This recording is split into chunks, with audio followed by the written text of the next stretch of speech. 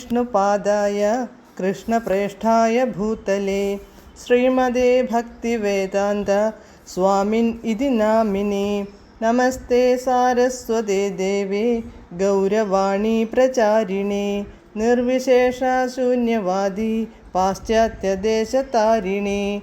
जय श्रीकृष्ण चैतन्य प्रभु नित्यानन्द श्री अद्वैत गदाधर श्रीवासादि गौरभक्तवृन्द। हरे कृष्ण कृष्ण कृष्ण हरे हरे, हरे राम राम राम हरे हरे। हरे कृष्ण कृष्ण कृष्ण हरे हरे, हरे राम राम राम हरे हरे। हरे कृष्ण कृष्ण कृष्ण हरे हरे, हरे राम राम ഹരേ ഹരേ. പരമദിവ്യോത്തമ പുരുഷനായ ശ്രീകൃഷ്ണ ഭഗവാന്റെ കഥകളാണ് ശ്രീകൃഷ്ണ എന്ന പുസ്തകത്തിലൂടെ പറയുന്നത്.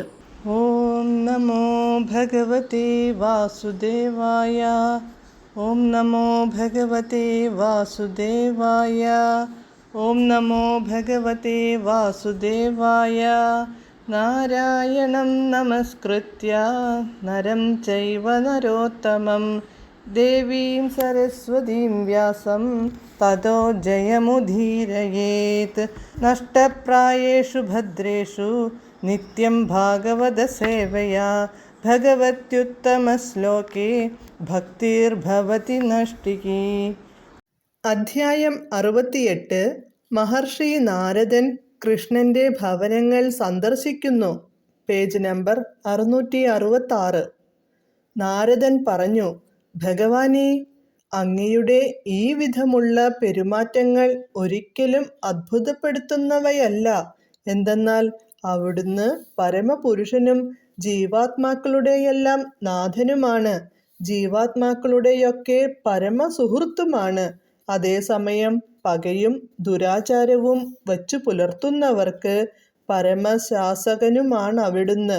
പ്രപഞ്ചത്തിൻ്റെ മുഴുവൻ രക്ഷയ്ക്കായിട്ടാണ് അവിടുന്ന് ഭൂമിയിൽ അവതരിച്ചിരിക്കുന്നതെന്നും എനിക്കറിയാം. അതിനാൽ അങ്ങയുടെ അവതാരം ആരുടെയെങ്കിലും പ്രേരണയുടെയോ നിർബന്ധത്തിൻ്റെയോ ഫലമായുണ്ടായതല്ല. അങ്ങയുടെ സ്വന്തം ഇച്ഛയനുസരിച്ചു മാത്രമാണ് ആവിർഭവിക്കാനും തിരോഭവിക്കാനും അങ്ങ് സമ്മതമരുളുന്നത്. ഇന്ന് അങ്ങയുടെ പാദപദ്മങ്ങൾ ദർശിക്കാൻ കഴിഞ്ഞത് എൻ്റെ മഹാഭാഗ്യം കൊണ്ടു മാത്രമാണ്. അവിടുത്തെ പാദപദ്മങ്ങളിൽ ആസക്തരാകുന്നവർ നിസ്സംഗതയുടെ പരമോന്നത പദവിയിലേക്കുയർത്തപ്പെടുന്നു. അതോടെ പ്രകൃതിയുടെ ത്രിഗുണങ്ങളാൽ മലിനീകൃതരാകാതെ വരികയും ചെയ്യുന്നു. ഭഗവാനേ, അവിടുന്ന് അപരിമേയനാണ്. അവിടുത്തെ ഐശ്വര്യം സീമാതീതമാണ്. ബ്രഹ്മാവ്, ശിവൻ തുടങ്ങിയ ദേവന്മാരെല്ലാം അങ്ങയെ ഹൃദയത്തിൽ പ്രതിഷ്ഠിച്ച് ധ്യാനിക്കുന്നതിൽ എപ്പോഴും നിമഗ്നരാണ്.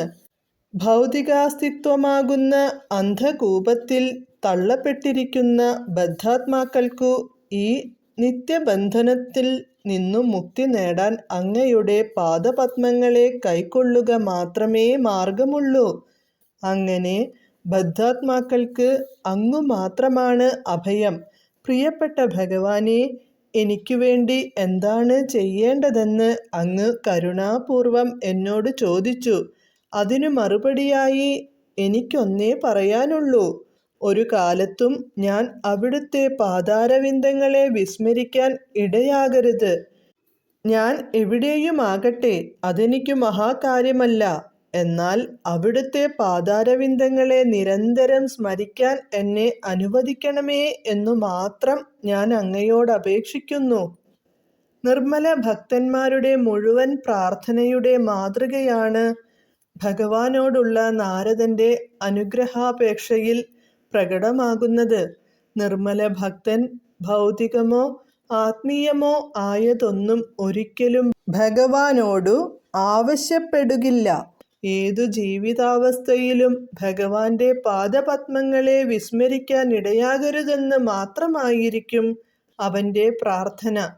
താൻ സ്വർഗത്തിലോ നരകത്തിലോ എന്നതു നിർമ്മല ഭക്തനു പ്രശ്നമേയല്ല. ഭഗവാന്റെ പാദപത്മങ്ങളെ നിരന്തരം സ്മരിക്കാൻ കഴിഞ്ഞാൽ അയാൾ സംതൃപ്തനാണ്.